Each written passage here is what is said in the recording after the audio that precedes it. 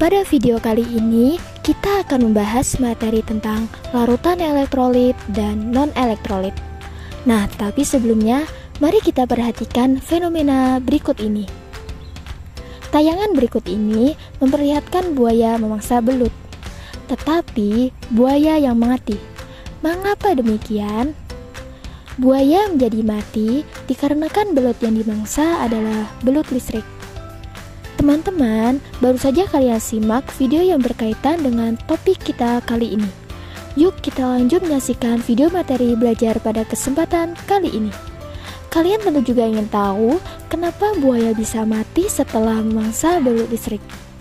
Hal ini dapat dijelaskan dengan materi yang sekarang akan kita bahas. Semoga kalian selalu semangat menyaksikan tayangan ini ya. Adapun sistematika pembahasan kita pada kali ini adalah kompetensi dasar, materi, praktikum virtual, dan kesimpulan. Kompetensi dasar pada materi larutan elektrolit dan non-elektrolit adalah 3.8 menganalisis sifat larutan berdasarkan daya hantar listrik, 3.9 membedakan daya hantar listrik berbagai larutan melalui perancangan dari pelaksanaan percobaan. Nah, dengan mempelajari materi larutan elektrolit dan non-elektrolit, teman-teman akan mampu menjawab pertanyaan dari fenomena tadi. Mari kita review dahulu konsep tentang larutan. Larutan didefinisikan dua zat yang membentuk satu macam fasa homogen, di mana setiap zat yang tercampur menyebar secara merata di seluruh campuran. Di dalam suatu larutan terdiri dari pelarut dan zat terlarut. Adapun pelarut adalah zat yang digunakan sebagai media untuk melarutkan zat lain yang umumnya berjumlah lebih banyak dibandingkan zat lain dalam larutan. Adapun zat terlarut adalah komponen dari larutan yang memiliki jumlah lebih sedikit dalam larutannya. Contohnya adalah larutan gula yang dibuat dengan mencampurkan air dan gula, larutan garam dari campuran air dan garam, larutan sirup yang dibuat dengan mencampurkan air dan sirup. Dari contoh ketiga larutan tersebut, dapat kita ketahui bahwa air sebagai pelarut, sedangkan gula, garam, dan sirup sebagai zat terlarut. Teman-teman, berdasarkan kemampuan menghantarkan arus listrik, larutan dibagi menjadi larutan elektrolit dan larutan non-elektrolit. Larutan elektrolit adalah larutan yang dapat menghantarkan arus listrik. Sedangkan larutan non-elektrolit adalah larutan yang tidak dapat menghantarkan arus listrik. Kemudian, berdasarkan kuat lemahnya daya hantar listrik, larutan elektrolit dikelompokkan menjadi dua. Ada larutan elektrolit kuat dan ada larutan elektrolit lemah. Pertanyaannya, mengapa larutan elektrolit dapat menghantarkan arus listrik, sedangkan larutan non-elektrolit tidak dapat menghantarkan arus listrik? Penjelasan tentang pertanyaan tersebut pertama kali dikemukakan oleh Arrhenius dari Swedia saat presentasi disertasi PhD-nya pada tahun 1884. Nah, menurut Arrhenius, larutan elektrolit dapat menghantarkan arus listrik karena mengandung ion-ion yang bergerak bebas. Dalam hal ini, zat elektrolit kuat terurai sempurna sehingga menghasilkan lebih banyak ion.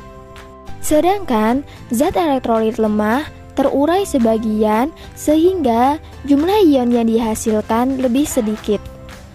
Adapun dalam larutan, zat non-elektrolit tidak terurai menjadi ion-ion, melainkan tetap dalam bentuk molekul yang tidak bermuatan listrik. Nah, kemampuan suatu zat untuk terion dalam larutannya dinyatakan dengan derajat ionisasi yang dilambangkan dengan alfa. Untuk zat elektrolit kuat, derajat ionisasinya adalah 1. Untuk zat elektrolit lemah, derajat ionisasinya kurang dari 1 tetapi lebih dari 0.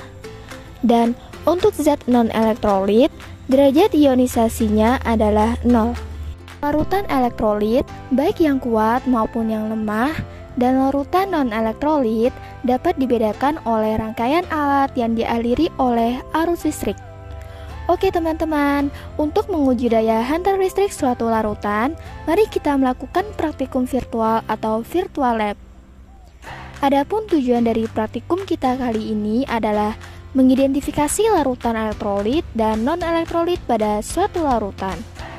Dan untuk alat dan bahan yang kita butuhkan yaitu baterai, lampu atau bohlam, kabel, elektroda,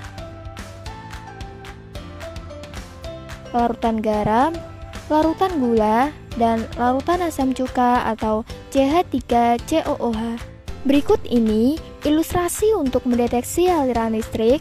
Pengujian daya hantar listrik pada larutan dapat dilakukan dengan menggunakan alat-alat yang dirangkai sedemikian rupa, sehingga dapat mendeteksi aliran listrik pada suatu larutan.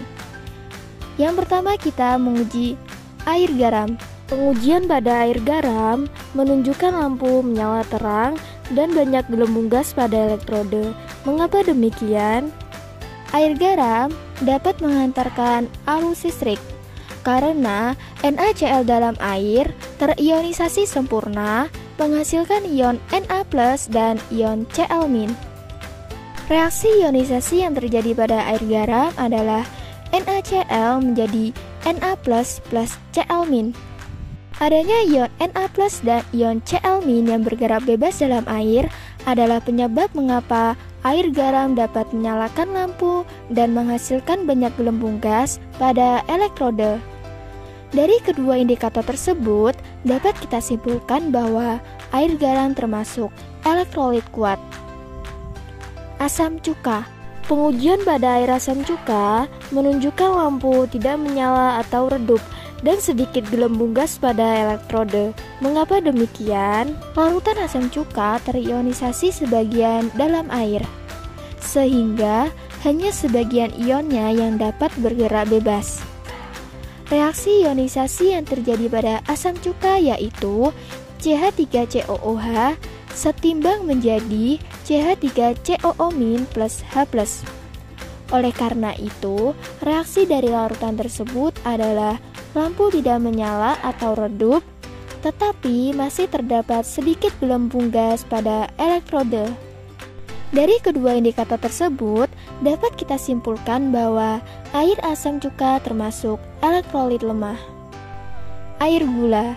Pengujian pada air gula menunjukkan lampu tidak menyala dan tidak ada gelembung gas pada elektrode. Mengapa demikian? Dalam larutan, gula tidak terurai menjadi ion-ion, melainkan tetap dalam bentuk molekul yang tidak bermuatan listrik, sehingga tidak ada ion bebas dalam larutannya. Adapun molekul pada air gula adalah C6H12O6. Pada uji air gula, tidak membuat lampu menyala dan tidak terdapat gelembung gas pada elektrode. Nah, dari kedua indikator tersebut, dapat kita simpulkan bahwa air gula termasuk larutan non-elektrolit. Teman-teman, setelah melakukan praktikum tadi, peristiwa buaya memangsa belut listrik dan mengapa buaya yang mati dapat dijelaskan secara ilmiah ya. Jadi, buaya dapat mati terkena aliran listrik dari belut listrik karena pada ujung kepala belut listrik bertindak sebagai kutub negatif dan ujung ekor pada belut listrik bertindak sebagai kutub positif. Nah, kondisi ini berakibat pada tubuh buaya, yaitu ion positif terkonsentrasi pada bagian kepala buaya, sedangkan ion negatif terkonsentrasi pada ujung ekor buaya. Terakumulasinya ion-ion pada tubuh buaya mengakibatkan kematian pada buaya. Baiklah teman-teman, demikian tadi tayangan video materi belajar kelas 10 dengan topik sifat larutan berdasarkan daya hantar listriknya. Tetap semangat dalam belajar ya teman-teman.